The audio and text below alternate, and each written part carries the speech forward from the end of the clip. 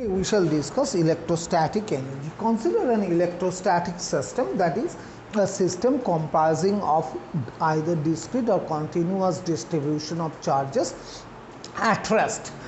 Say we have few charges Q1, Q2, Q1, Q2, etc. They are at their locations R1 and this is R2 when measured from some suitable coordinate system. Now, what is the energy of the system? How the system has been built up. Initially, we assumed that these charges were far apart and there were no interaction. And from there, the charges are brought into their respective position one by one. That is to say the first charge Q1 has been brought in at R1. Then the charge Q2 has been brought into its position R2 and so on and so forth. What is by electrostatic energy? We mean the amount of work that has to be done by the external agency to bring the charges at their respective position. In the case of continuous charge distribution, we assume that the charge distribution has been built up by adding infinitesimal amount of charge to its existing one, and the system starts from zero charge to the final amount of charge. In this discussion, we assume that when the charges were far apart, that is at infinity, they were at rest, and when they were taken to their respective position, they are taken to their position even at rest, and in between the charges has been taken in such a manner that the velocity is very small. That is to say, in the language of thermodynamics, the charges has been taken from infinity to their respective position quasi-statically, that is very slowly, so as to the kinetic energy involved may be neglected. We first consider a system comprising of n discrete charges. So, n discrete charges.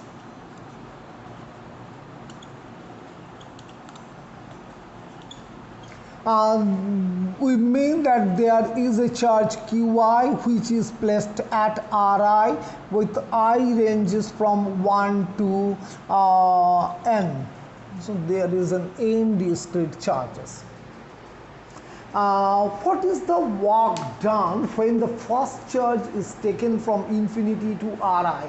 There were nobody in the universe, so whenever someone is bringing the charge Q1 from infinity to R1, no work is done. So the work done, W1, this is the work done in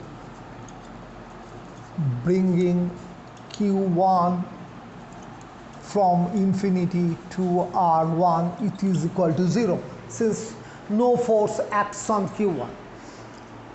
Once Q1 has been brought into its position, whenever we are trying to bring Q2 at R2, then at each and every stage, if the Q1 and Q2 are opposite sign, then there will be a repulsion or repulsive Coulomb repulsion will act on charge 2 due to 1. This is K0, the standard SI factor, Q1, Q2 by R12, where K0 is equal to 1 upon 4 pi epsilon 0 and R12 is R2 minus R1 mod. So this force will, there will be a square. This force will act. So when the charges are of same sign, the repulsion acts. So some external agency has to perform work in order to take Q2 at its position. So the work done will be the work done by the external agency will be minus F21.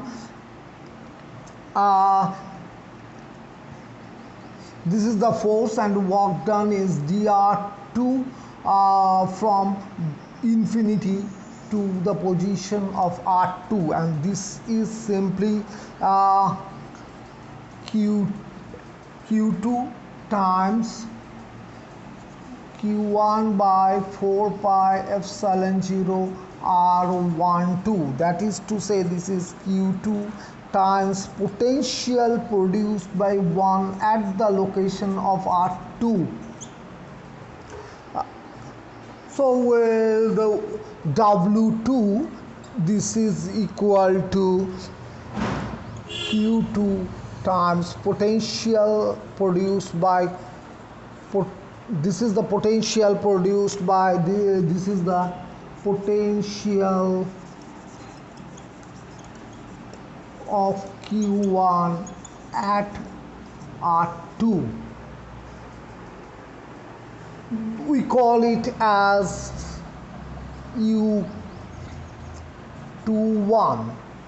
We can write it in the reverse way. The Q1, and we can interchange Q1 and Q2, and we could write it as phi 2 at the location of, sorry, this is phi 2.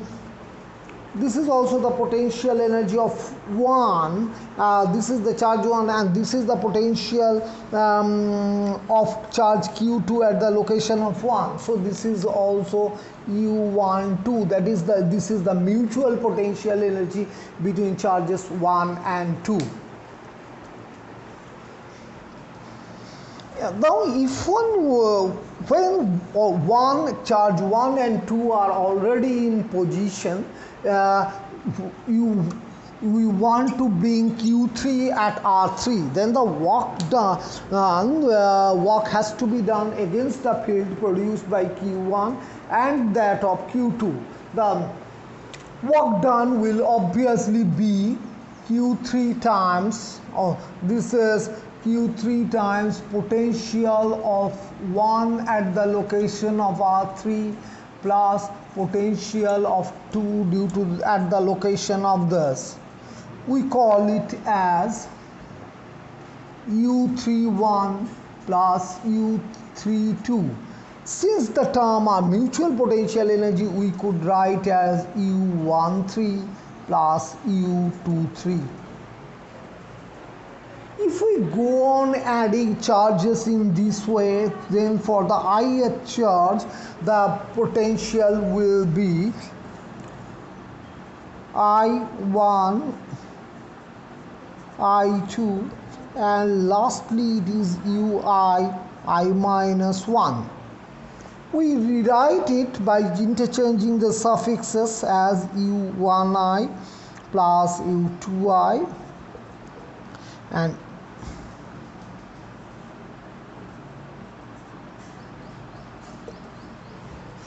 similarly for the last penultimate charge, that is n minus 1, it will be it will face the interaction of all the charges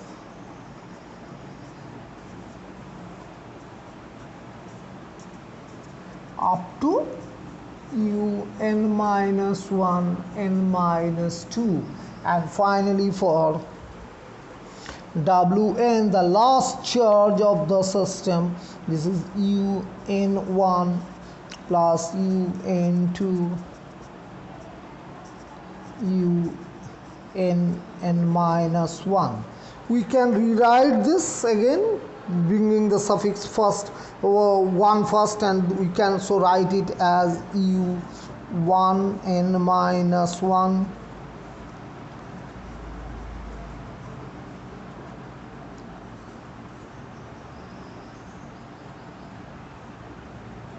and this can be, on rearranging the suffix, can be written as u1n u2n.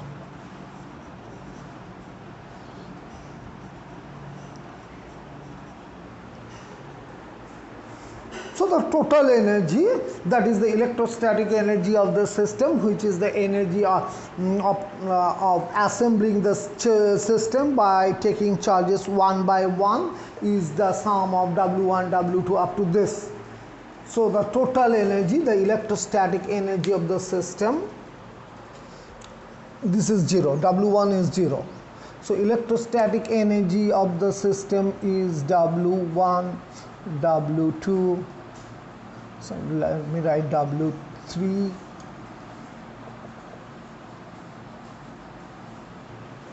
W1 is 0, and for W2 it is U12. For W3 I write it U13 plus U23, and for lastly this one I write it as U1n, U2n, Un minus 1n. This is the total energy of the system. If we rearrange the groups and pick up the first element from each of the groups, we get U12, U13, and end up with U1n. Then if we take the second element, which starts with the first suffix 2, this is U23. From the next one it will be U24,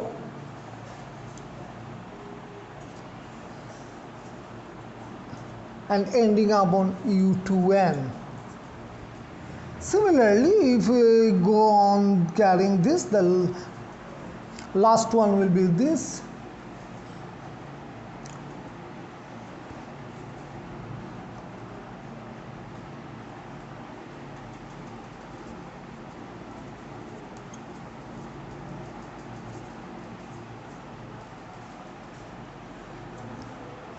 Minus 2.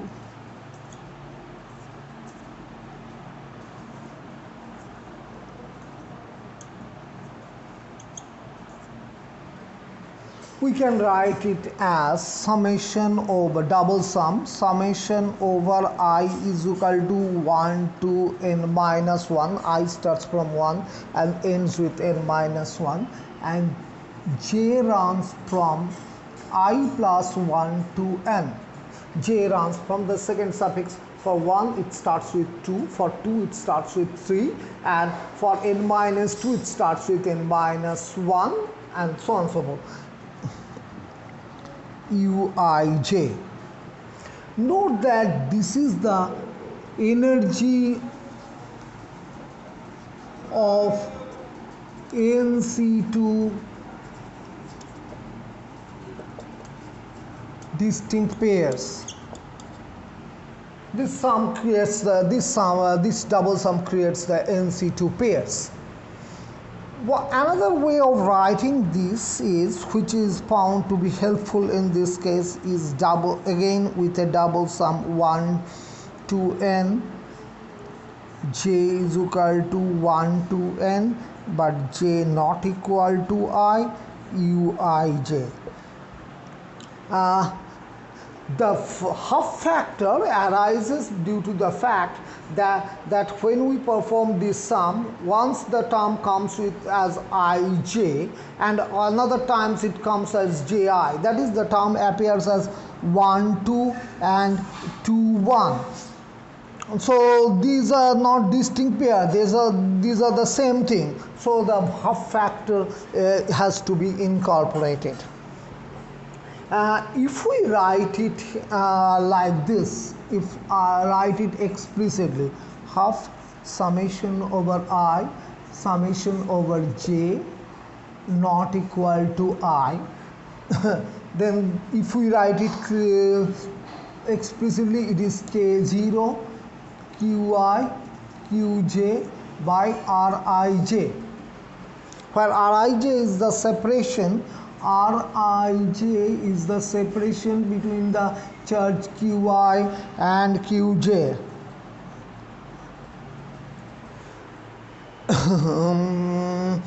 We rearrange again this half summation over I is equal to 1 to n Qi times K0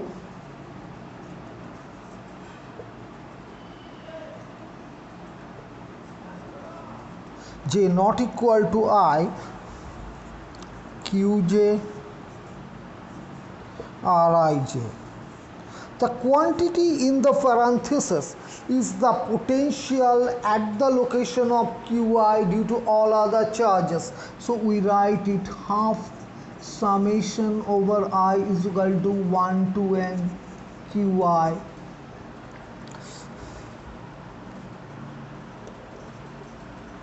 where phi at ri is equal to k0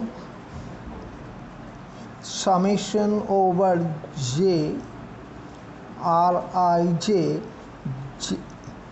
J runs from 1 to n but j not equal to I. That is, it is the potential at the location of qi due to all other charges. So this is potential at Ri, the location of qi due to all other charges. All other charges means the interaction of qi with qi has been excluded. So this is the expression for the potential energy of a system of discrete charges. If we look at the expression like this, the energy, total energy of the system is positive when all the charges are of same sign. All the charges are positive, or such as a system comprising of protons, as is obtained in the case within a nucleus, or a system comprising of electrons. In that case, there is a Coulomb repulsion acts between the charges of same sign. So to overcome this Coulomb repulsion, some external work has to be done. So that's why the energy is positive. The electrostatic energy U is positive. When the charges are when the system comprises of both positive and negative charges, then some will contribute positive energy and some will contribute negative energy, and the total energy will be the algebraic sum of the attractive part and of the repulsive part. If we consider continuous distribution of charges, then the expression for the interaction potential energy can be obtained as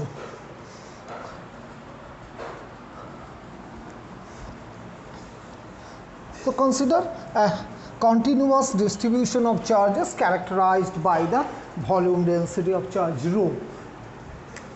We have a continuous distribution of charges within volume V. Within this, we consider two volume elements. One at position R, and volume element is V1. Another one is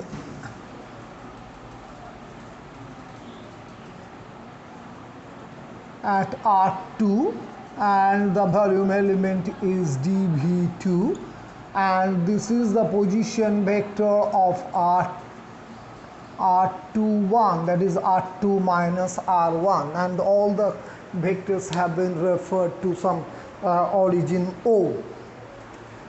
Now the charge dQ1 within volume thus is equal to rho at R1 dV1. Similarly, the charge within the volume dV2, sorry, the vector sign is by mistake.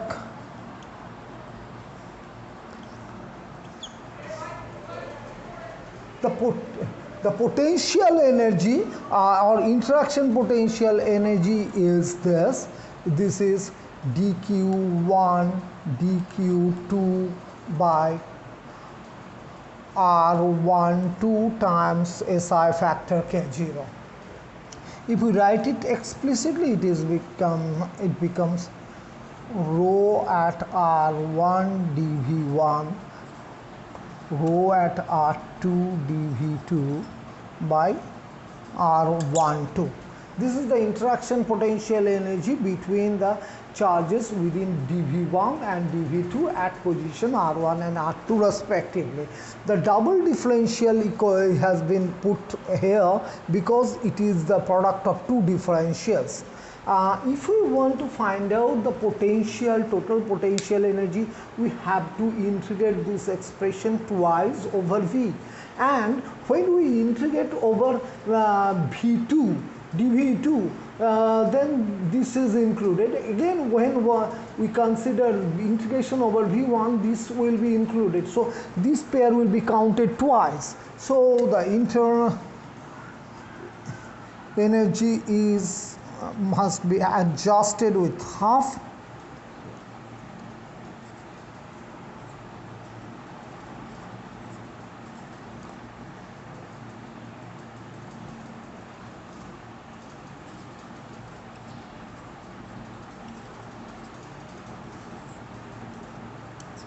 We could write it as half rho at R1 dV1 K0 integration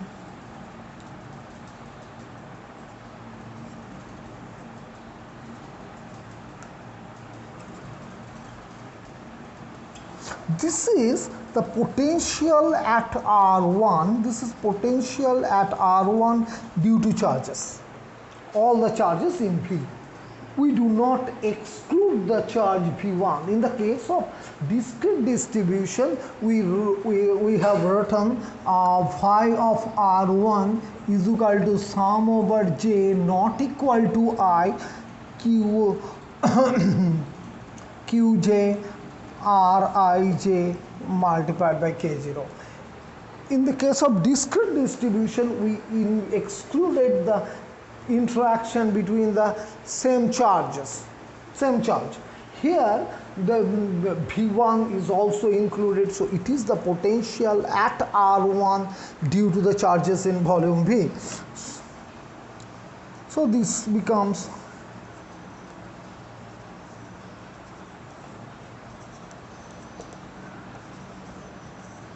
now phi R1, the suffix 1 is not at all needed, so we write it as rho of R dV phi at R. This is the interaction potential energy for a continuous distribution of charges. The same expression could also be obtained by changing for discrete charge, the expression for internal energy for discrete charges. Discrete charges, the expression was half summation over I Qi Ri. If we go to the continuous distribution of charges, then this could be this di will be replaced by v integration over v, and this will be rho dv, and this is phi at r.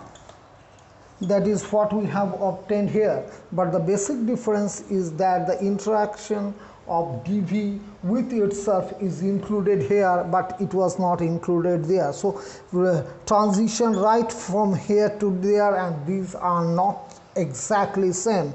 There is something more included here which is not included in the case of discrete charge. So the arriving at the expression for the charge density, electrostatic energy of a continuous charge by just simply this replacement is not a correct one. If in addition to the volume distribution of charges, the system had also a surface and linear distribution of charges, then the interaction potential energy, or rather twice U, would be rho at r phi at r dv integrated over volume v plus sigma at r phi at r ds integrated over s plus linear distribution of charges.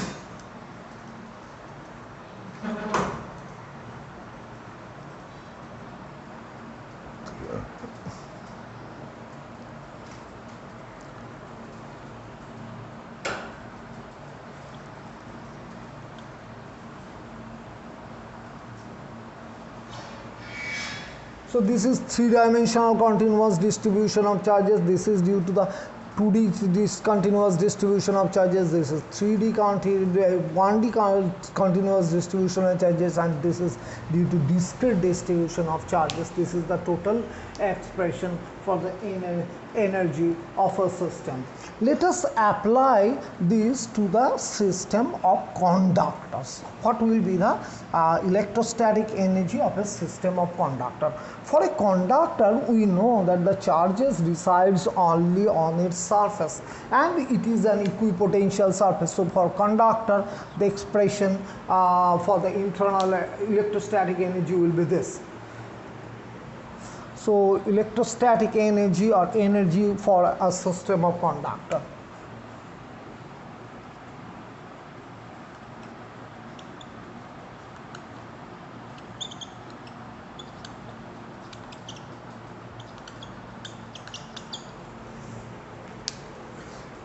We have a system comprising of a conductor C1 having closed surface S1 and the surface and having a charge Q1, and the corresponding surface density is sigma 1.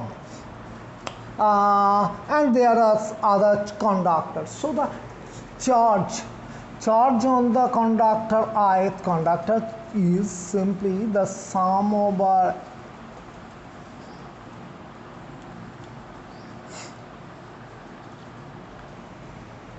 since the conductor surface is an equipotential surface, sigma does not depend on R, so we may drop the argument here. What will be the potential energy of such system? Potential energy of the system twice U will be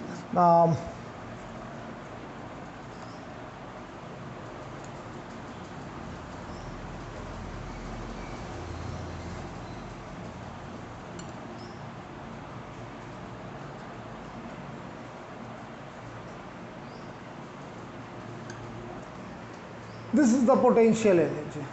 You know, notice that conductor surface is an equipotential surface, so we can phi is constant for a particular conductor, so we can take phi out of the integral sign and we can write it as summation over I phi I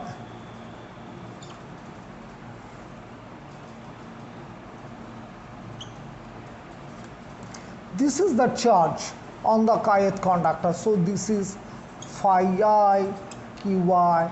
This is the expression for the electrostatic energy of a system of conductor. Let us apply this theory to a capacitor.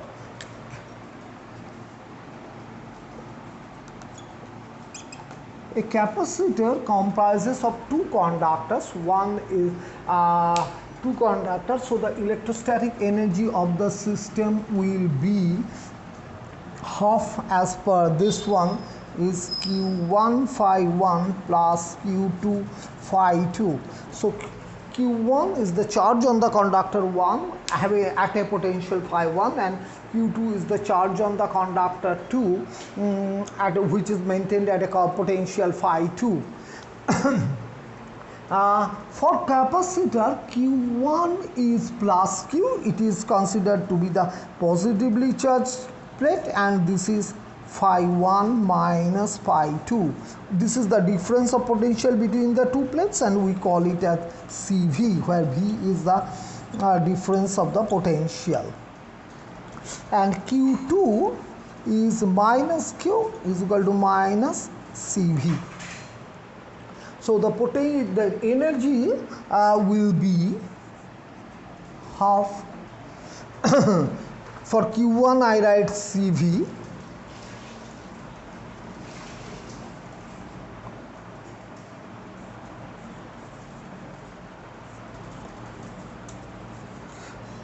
For this minus sign is due to the fact if we take CV common, the resulting thing is again V, so this is half CV square.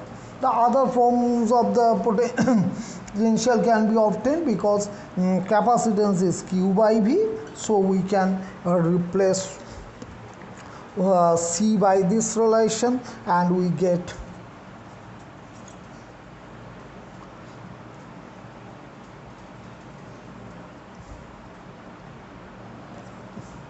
Q into V, and if we replace if we write it in terms of Q and V, this is Q into twice C. So there are three expressions. It is in terms of C and V, QV and QC.